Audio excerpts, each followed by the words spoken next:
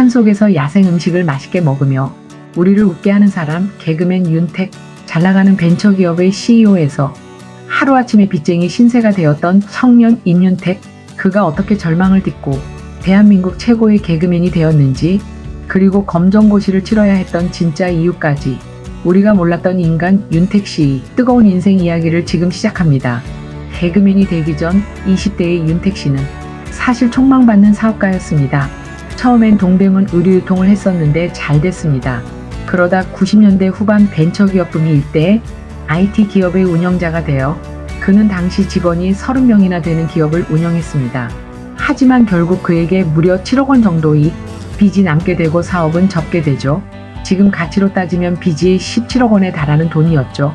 결국 그는 신용불량자가 되었고 빚 독촉을 받는 처량한 신세가 되고 맙니다. 하지만 그는 포기하지 않았습니다. 부모님께 반드시 성공해서 돌아오겠다고 약속하고 그는 평소 꿈꿔왔던 연극 무대에 뛰어듭니다.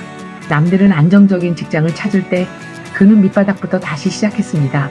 돈이 없어서 극장에서 먹고 자며 포스터를 붙이고 무대를 닦았습니다. 다른 희극인들이 남긴 눈물 젖은 빵을 먹으며 버텼죠. 그리고 2003년 드디어 기회가 찾아옵니다.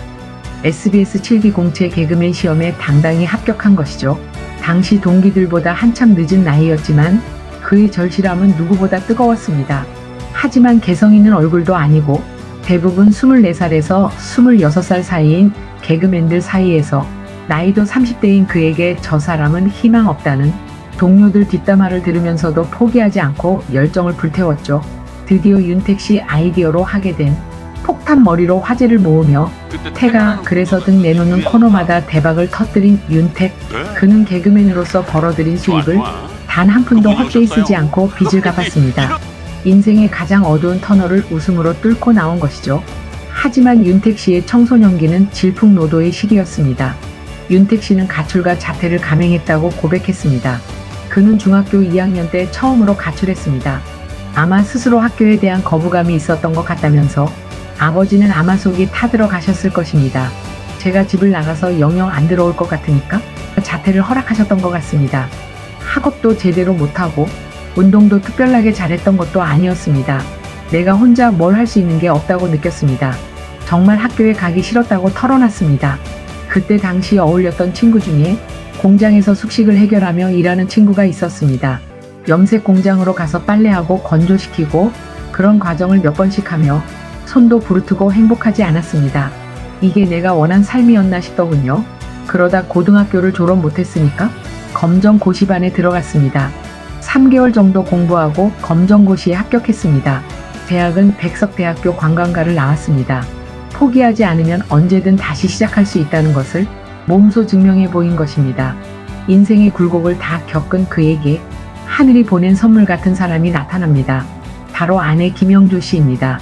두 사람은 지인의 소개로 처음 만났는데 윤택 씨는 아내를 보자마자 이 사람이다 라는 확신이 들었다고 해요.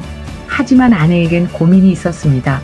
과거 한 번의 이혼 아픔이 있었기에 유명 연예인인 윤택 씨의 구애가 조심스러웠던 것이죠. 하지만 윤택 씨의 진심은 확고했습니다. 과거는 중요하지 않다. 당신이라는 사람 자체가 내겐 소중하다며 진심 어린 프로포즈를 건넸습니다. 여기에 윤택 씨 아버지의 위대한 사랑이 더해졌습니다. 아내의 과거를 걱정하는 아들에게 아버지는 누구나 아픔은 있다. 사랑한다면 품어주는 것이 남자다라며 흔쾌히 결혼을 승낙하셨죠. 이런 따뜻한 가족의 이해와 포용이 있었기에 지금의 행복한 가정이 탄생할 수 있었습니다. 다시 펜을 잡고 검정고시를 공부할 때도, 사업 실패로 빚을 졌을 때도, 늦은 나이에 개그맨 시험을 치를 때도 윤택 씨를 지탱한 건 긍정의 힘이었습니다. 그렇게 희극인으로 승승장구하다가 노예계약 파문으로 방송과 멀어지게 됩니다. 그러다 운명이 나는 자연인이다라는 프로를 제의받게 됩니다. 이 프로는 그가 자연 속에서 만나는 사람들의 이야기에 귀를 기울이고 진심으로 눈물을 흘려줄 수 있는 공감과 소통의 방송입니다.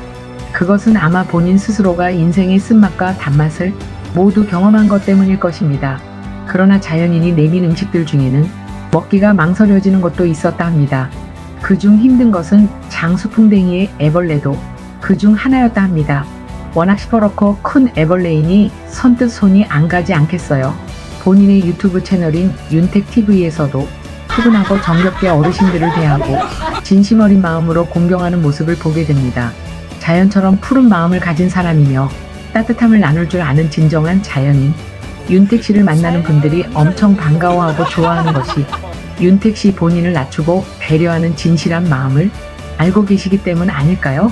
인간도 자연의 일부이며 욕심을 버리면 진정한 평온함을 얻게 된다는 것을 방송을 통해 알게 됐다는 방송인의 모습과 실제의 삶이 일치하는 소수의 예술가 중 한 사람입니다.